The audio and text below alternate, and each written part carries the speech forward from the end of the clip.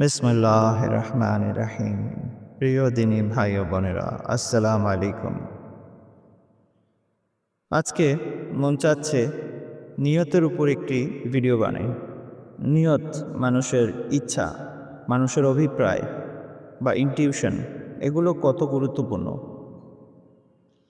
আল্লাহ পাক নিয়তের উপরই সমস্ত কিছু ফয়সালা করেন। বুখারী শরীফের প্রথম হাদিস, ইন্নামাল আমালু বিন্নিয়াত।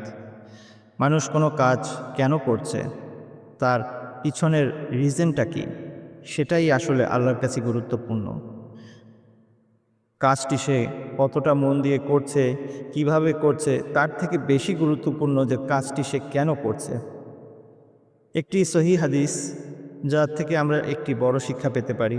আল্লাহ রাসূল বলেছেন, হাসরের ময়দানে তিনজন ব্যক্তিকে আল্লাহ পাক জাহান্নামে নিক্ষেপ করবেন। যদিও বস্তুত তারা অনেক নেককার ছিলেন। প্রথম ব্যক্তি হলো সেই ব্যক্তি যে কিনা একজন শহীদ, এবং সেই শহীদ ব্যক্তি মৃত্যুর পরে আল্লাহর সামনে যখন যাবেন, আল্লাহ পাক তাকে তার জান্নাতের নাজ নেয়ামতগুলো দেখাবেন, এবং দেখানোর পরে সে বলবে, হ্যাঁ, নিশ্চয়ই আমি এগুলো পাওয়ার যোগ্য। কিন্তু আল্লাহ পাক তখন তাকে বলবেন, সত্যি কি তাই? তুমি যে পৃথিবীতে যুদ্ধ করেছিলে, এটা তো তুমি এই জন্যে করেছিলে যে যেন মানুষ তোমাকে অনেক বড় বীর হিসেবে চিনে। তুমি তো আমার জন্য যুদ্ধ করনি, তাই আজকে তুমি এ সমস্ত নেয়ামত থেকে বঞ্চিত হবে। এ কথা বলে আল্লাহ পাক ফেরেশতাদেরকে আদেশ করবেন তাকে জাহান্নামে নিক্ষেপ করার জন্য। দ্বিতীয় ব্যক্তি একজন আলেম ব্যক্তি হবেন। সে তার জ্ঞানের মাধ্যমে তার জীবদ্দশায় দ্বীন ইসলামের অনেক খেদমত করেছে, এবং তিনি প্রচুর তার শাগির্দও বানিয়েছিলেন যারা দ্বীনের অনেক খেদমত করেছেন।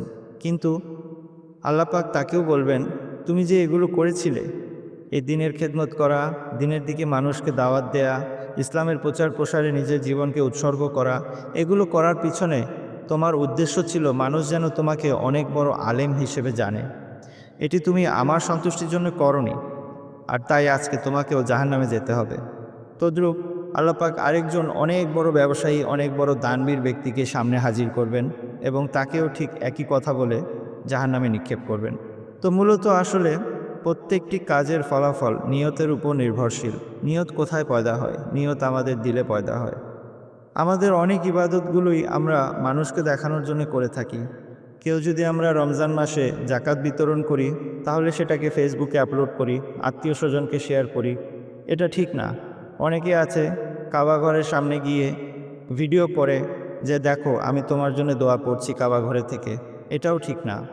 পৃথিবীর কোনো একজন বড় ব্যক্তির সামনে যদি কেউ যায়, তাহলে আমি এমনও দেখেছি তারা সেখানে মোবাইল বন্ধ করে রাখে, যেন কোনোভাবে কথা বলার মাঝে ইন্টারাপ্ট না হয়, কোনোভাবে যেন মোবাইলটি বেজে না ওঠে। কিন্তু আপনি কাবা ঘরের সামনে লাইভ কল দিচ্ছেন, এটা কোন ধরনের ব্যবহার? আল্লাহ পাকের শান কি আপনার কাছে এতটাই কম? ইবাদত এবং দান গোপনে করতে হয়। মানুষকে দেখিয়ে করলে তার কোনো মূল্য থাকে না। শয়তান প্রথমত চেষ্টা করে আমরা কোনো ভালো নিয়ত করলে সেটাকে ডিলে করার জন্যে, যেন আমরা সেই কাজটি পরবর্তীতে না করি। কিন্তু সেটা যখন শয়তান করতে পারে না, তখন শয়তান তার থেকে অপেক্ষাকৃত কম গুরুত্বপূর্ণ কাজকে আমাদের কাছে গুরুত্বপূর্ণ বলে দেখায়। কিন্তু যখন তাতেও সে ব্যর্থ হয়, তখন আমরা সেই ভালো কাজটি করার পর সে এমন কিছু করতে পরামর্শ দেয়, যা করার মধ্যে দিয়ে লোক দেখানো হয়, এবং এর মাধ্যমে সেই নেকিটি বরবাদ হয়ে যায়। আমাদের মাঝে অনেকেই জানে না যে সুন্নত নামাজ পড়ার সত্যিকারের সুন্নতি তরিকা কী।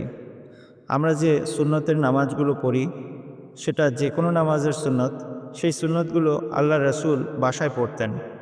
শুধুমাত্র ফরজ নামাজ আল্লাহ রাসূল মসজিদে পড়তেন। বাকি সমস্ত নামাজগুলো আল্লাহ রাসূল বাসায় পড়তেন। কেন? কারণ ইবাদত এবং দান গোপনে করার বিষয়। তো আজকে আমরা যারা এভাবে মানুষকে দেখিয়ে দেখিয়ে নিজের আমলগুলো করার মাধ্যমে নিজের আমলগুলোকে বরবাদ করছি, তাদের সকলকে অনুরোধ করব, দয়া করে এই অভ্যাস থেকে বিরত থাকুন। অন্যথায় আপনার এই সমস্ত কষ্টই বৃথা যাবে। আসুন আমরা নিয়তকে খালেস করি, আল্লাহকে শুধুমাত্র আল্লাহর জন্য ডাকি। এর থেকে বড় পাওয়া আর কী হবে যে আল্লাহ পাক আমাকে আল্লাহ বলার তৌফিক দিয়েছে, আল্লাহর ইবাদত করার যোগ্য মনে করেছে। এরপরে তো আর কোনো কিছু চাওয়ার বাকি থাকে না। আসুন আমরা আল্লাহর সাথে ব্যবসা না করে আল্লাহর সাথে আমরা বন্দিগি করি, আল্লাহর বান্দা হওয়ার চেষ্টা করি। আমরা কোন আমলে কি ফায়দা তা না জেনে আল্লাহ কিভাবে আমার উপর সন্তুষ্ট হবে সেই রাস্তাটি তালাশ করি। আমার জন্য দোয়ার দরখাস্ত। আসসালামু আলাইকুম ওয়া রাহমাতুল্লাহি ওয়া বারাকাতুহু।